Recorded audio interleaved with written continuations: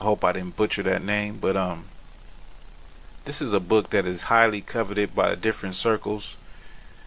Because it has the black icons. It has the history of black people in places like Russia and Italy, in places all over Europe. This book can range from $1,300 to $3,000, so it's not an easy book to get. I actually borrowed this book from a friend, you know. But this book has a lot of interesting depictions in it. A lot of them pertaining to the Bible. Like right here, this is the Transfiguration of Christ, and you see it's black people in caves, I believe, what it looks like. It's black people in the whole picture, but this is knowledge that escapes black people here in America. It's definitely something that we would never see or never hear about in the educational system.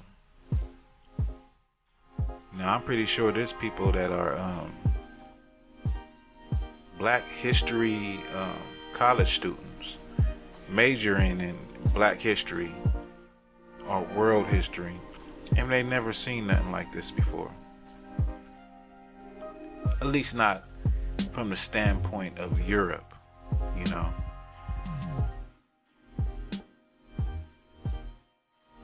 This is the crucifixion of Christ, and in it we see angels, black angels. The people surrounding him are black.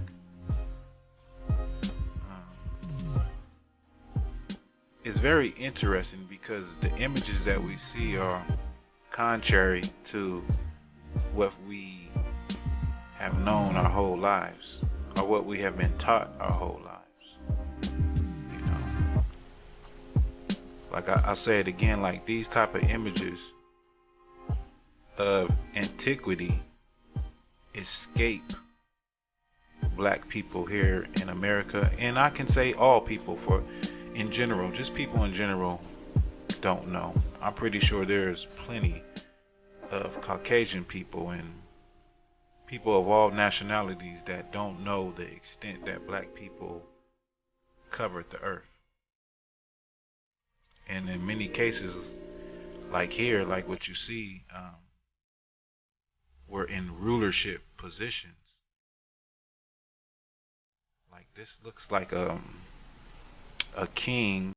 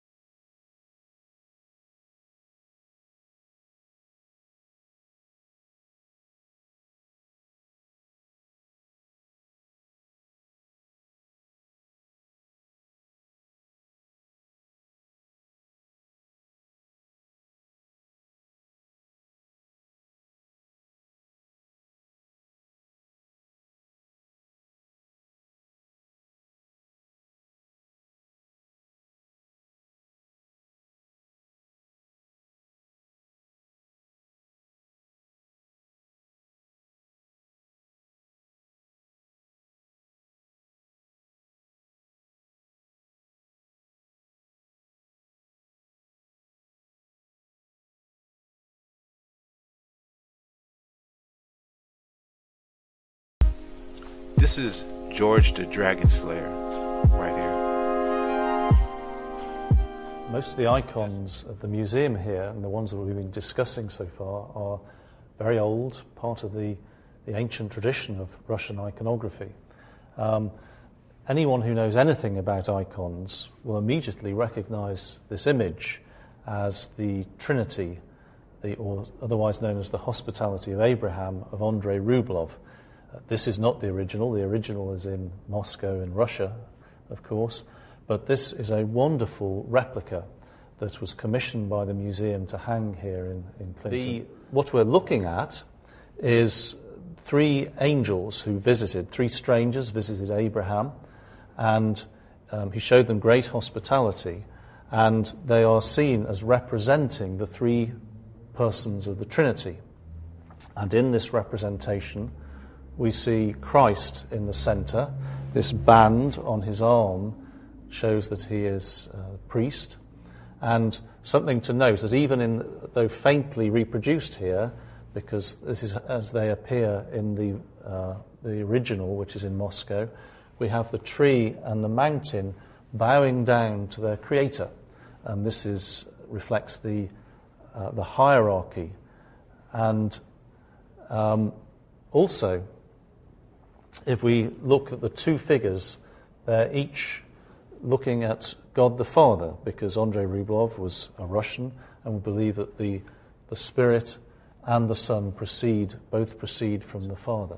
Now, if I just show you another replica, we have here an icon, or a replica of an icon by another very famous iconographer. The Rublev dates from 1411, the original.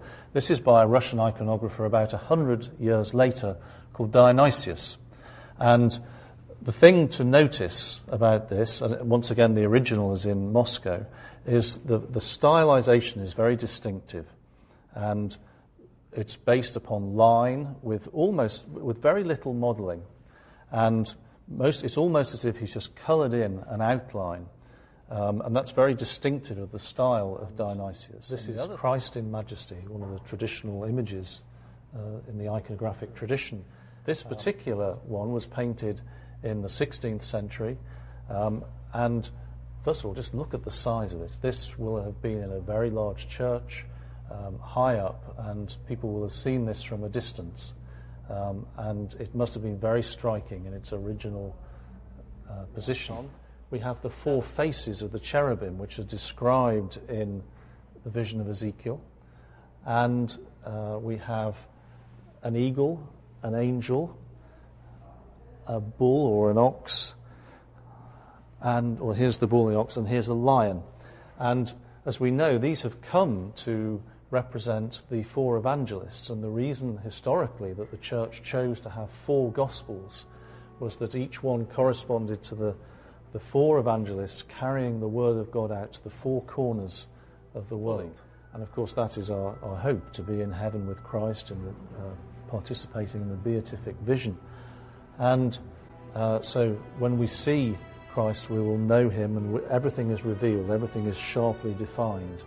Within the halo itself, what we see are the letters that are equivalent to, in whatever language is used, of I am who I am. In Greek it might be the letters, which I think this is, of he who is, which of course is the same as Yahweh. Always in the icon of Christ, the halo has the cross within it. So if you're ever uncertain as to who the figure is, you shouldn't be really, but if ever you are, and you see that cross in the halo, then you know that you're looking at the figure of Christ.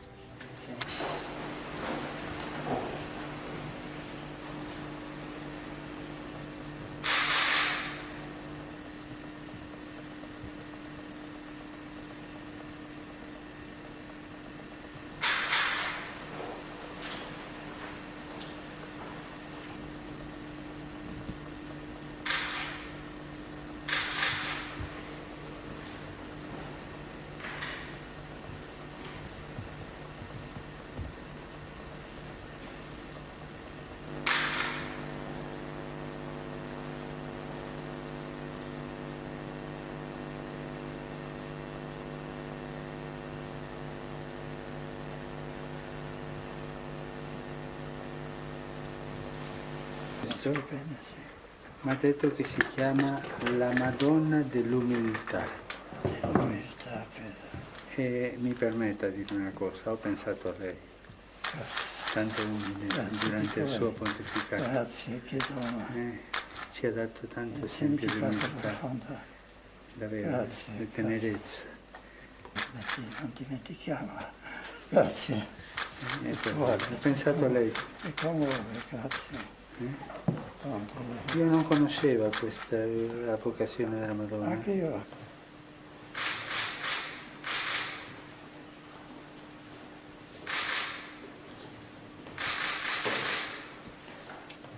Think about it, think about it, think about it, think about it, think about it, think about it.